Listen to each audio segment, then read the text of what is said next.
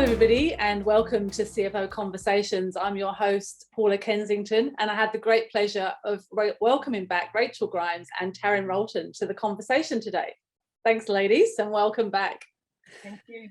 Thank you. So today we are going to explore a little further than the CFO role, and it might sound like, oh my God, are we just continually going and going and going? Because but you ladies, for me, it took me, the best part of 5 or 8 years to get my qualification, to get some experience, and, then to spend another 10 years of getting to a position of getting the CFO role. And now you're telling me what's beyond it, But for those people that are interested, I think we should be thinking beyond just an executive role. And I know both of you ladies have got such strengths in that area.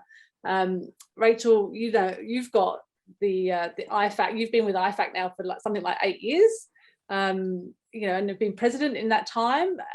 So what should people be thinking about when they get into a CFO role? Is it, do they just stop there, or what should they be thinking?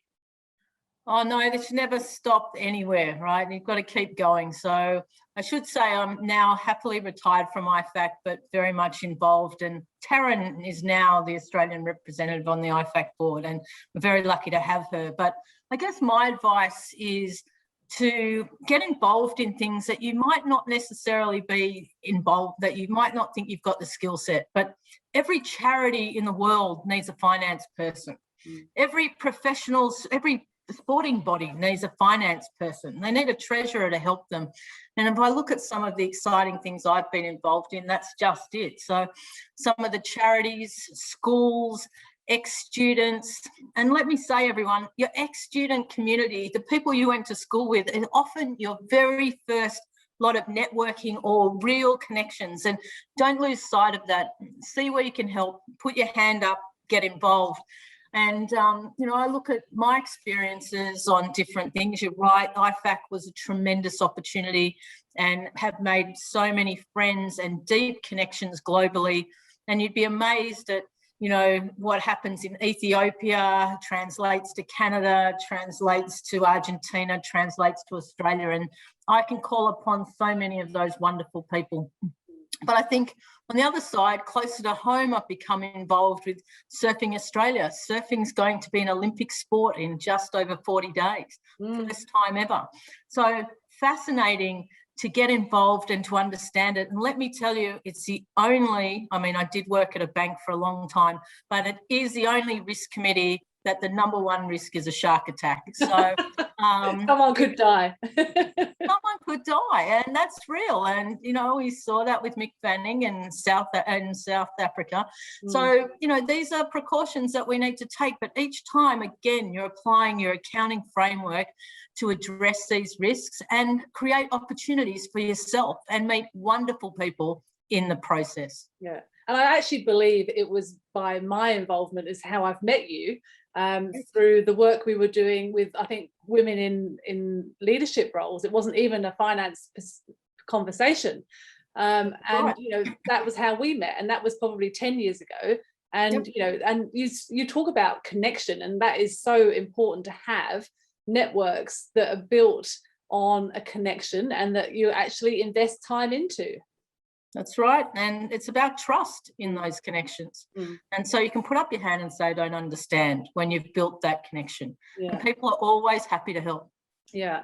And Taryn, as Rachel has said, you're now the IFAC Australian representative, and that's something quite recent of getting onto the board there for you. But you've spent a lot of time on other voluntary roles and non-exec roles. It's obviously something that you're passionate about.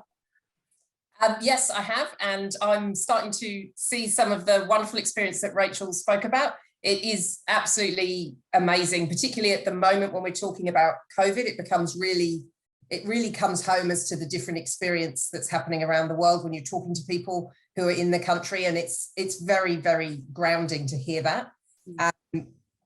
In terms of my experience, I've always put my hand out and put my hand up to do different support roles for other people.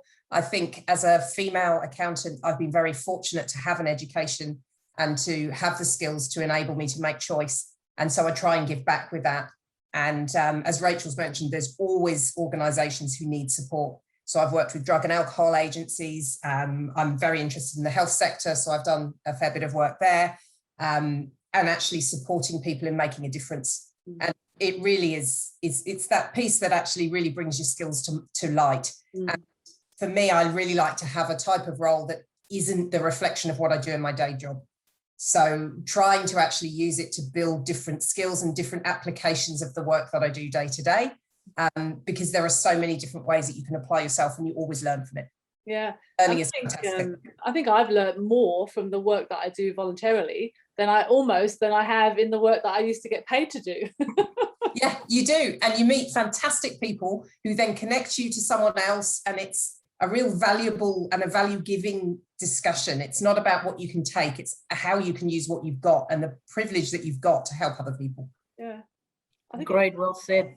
it comes back as well. I mean, it does come back to what I call personal brand, and it's something that corporate CFOs don't think enough about.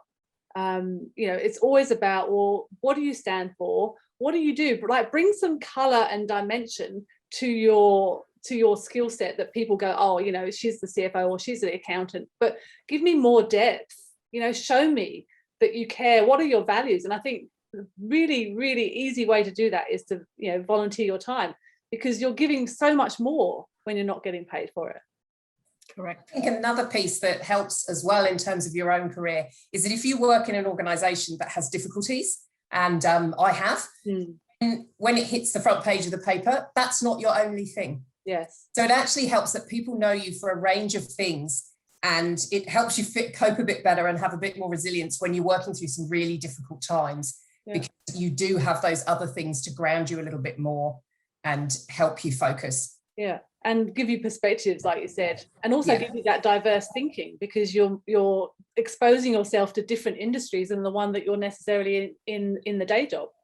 Yes, and we're so connected in this world that these things come around eventually. Yeah. You can really apply them and actually get some innovation by trying that different mindset and that different approach in a new scenario. Yeah. They're really, really useful to do. Yeah. Thank you, ladies. Hopefully that's given our audience some tips to think about there. Thank you very much. Thank you. Thank you.